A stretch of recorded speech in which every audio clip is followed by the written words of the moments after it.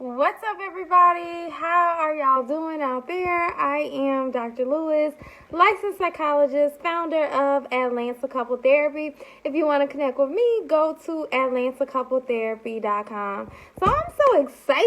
I am going to talk to you guys today about how to walk it like you talk it. I'm going to give you some of my tips on how to communicate effectively with your mate. Communication is one of the number one problems that couples have when it comes to their relationship. And so for a lot of couples, this is the reason why relationships end. Like the number one reason why relationships end is because of communication problems. Sometimes there's a feeling of like, I'm talking to my mate, but my mate is just not getting it. Or for some couples, they feel like I'm saying something, but I feel like either I'm communicating it wrong, but I feel like there's a wall between me and my mate. So write down in the comments any questions that you have about communication. Write down in the comments any questions that you have about communication. If you are ready for my tip number 1 when it comes to communication, type a 1 in the comments. Type a 1 in the comments if you are ready for tip number 1.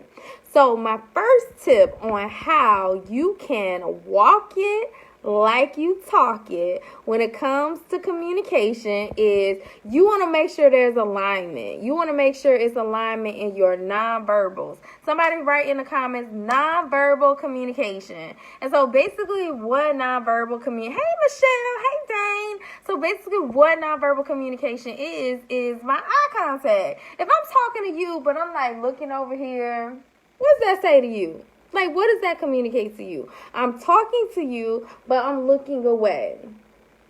So that's part of nonverbal communication. And then another part is, like, how is my tone? How is my tone when I'm speaking to you?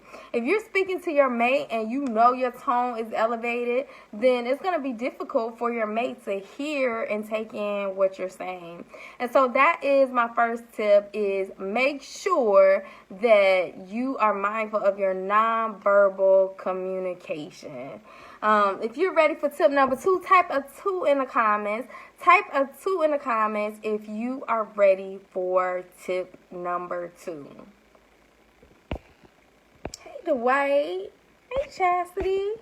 All right, so tip number 2 is that you want to make sure that when there is something heated that you need to discuss, you want to make sure that you are in a right mental state. Somebody type in the comments, right mental state. So basically what a right mental state is that, like, you are elevated, you're not angry, you're not, like, super anxious, like, you've given yourself time to cool off. Sometimes we just need a moment, to cool off before we're ready to really talk things through. And so for the couples that I work with in my practice at Atlanta Couple Therapy, this looks like just taking the time out. And so sometimes I appreciate the hearts. Thank you for the hearts and the thumbs up. That makes me feel like I'm not talking to myself out there. But yeah, so you want to make sure that you give yourself time to calm down when you need to. And so sometimes giving yourself time to calm down, when you come back to the discussion, you are in a much better place. Guys, write down in the comments where you are watching from. Write down in the comments where you are watching from. And so one of the ways that you take a time out is that you want to set a time to come back to discuss the issue. Because if you just walk away, like, I'm done with this conversation, I'm not talking about this right now. If you just walk away, then your mate's going to feel abandoned. They're going to feel like what they're saying really doesn't matter to you. And as a couples therapist, what I see is something called the demand withdrawal pattern. And basically what the demand withdrawal pattern is where one person is talking, and the more the one person talks, the more the other person walks away, distance themselves. And so instead of just walking away, set a time that you're going to come back and talk it through. And this way you could do something relieving. You can go for a run. For me, that's taking a hot bath. When I take a hot bath, it just soothes me. It just relaxes me. Also vacation. My husband told me today, he was like, I think you need to take a vacation. This has been a pretty busy week, y'all. So he told me I probably need to take a vacation by myself to Miami. So I think I'm gonna be traveling soon. Something about being near the sun that just relaxes me. But you guys need to know, like, what is the thing that you do that helps you unwind, that helps you get into your Zen place, that helps you woosah? What are some of the things that you do that helps you relax? You want to be really mindful of those things, because the worst possible thing that you can do when you are in conflict with your mate is to just like trying to keep talking it through, because that's when you're more likely to say something that you don't mean. It's not going to come out the right way. And so giving yourself just a minute just to get back into the right state of mind, so that when you do come back to the conversation, like, you can come from a cool, collected place.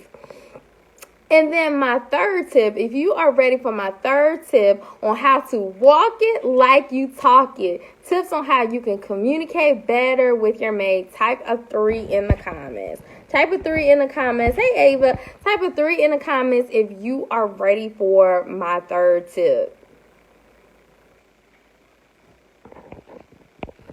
Hey, Dr. Demetria.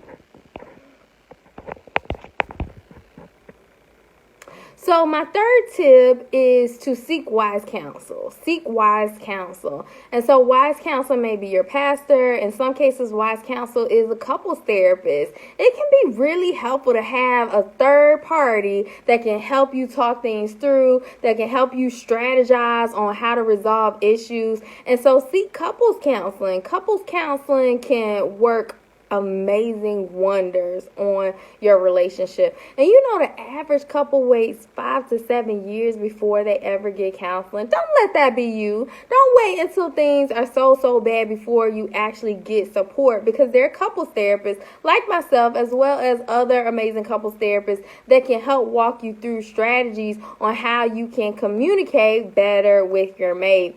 So guys, I'm gonna pop off. The boo and I are going to watch a movie. And so I just wanted to pop on here really quickly and share with you guys some of my favorite tips when it comes to communicating with your mate, how to walk it like you talk it. So if you came on later, make sure that you rewind, watch the beginning of this video. And I also want to share with you that I have a current marriage summit that is going on. Y'all, I can't even tell y'all. This marriage summit, I mean, it's free. So I don't even know why anybody would not sign up. If you follow me, if you are connecting to me in any way, you need to be a part of this marriage summit. I'm going to post the link in the comments. Basically, what you're going to get when you register for this free marriage summit is you're going to get strategies on how to communicate better. You're going to get tips and tools on how you can have better intimacy.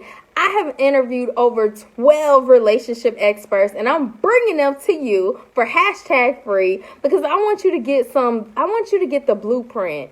I want you to get the tools and the blueprint on how you can have better intimacy in your relationship, because I know there are so many couples out there that are on the brink of divorce, or maybe you're just in a whole pattern where things are where they are, but they're not getting better, and you're questioning, will they ever get better, or will they always be like this? Well, my response to you is they can get better, but you have to get some support. A lot of times you can't just figure it out on your own. Like, you can't work yourself out of conflict on your own. A lot of times you need additional support. And so make sure that you register for the Better Together Summit. It ends on Wednesday. Register today. I'll post the link in the comments, and I will see you there.